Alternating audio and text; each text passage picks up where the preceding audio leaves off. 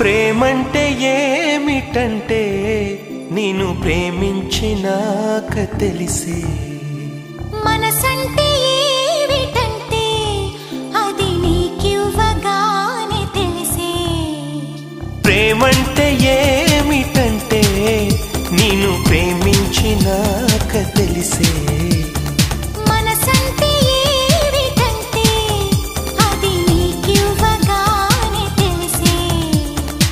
ఇది వరకు తెలియంది ఈ అనుభవం ఎదమేలు కొలిపింది ఈ పరిచయం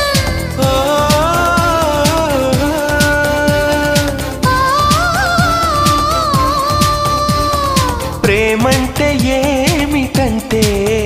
నిన్ను ప్రేమించినాక తెలిసే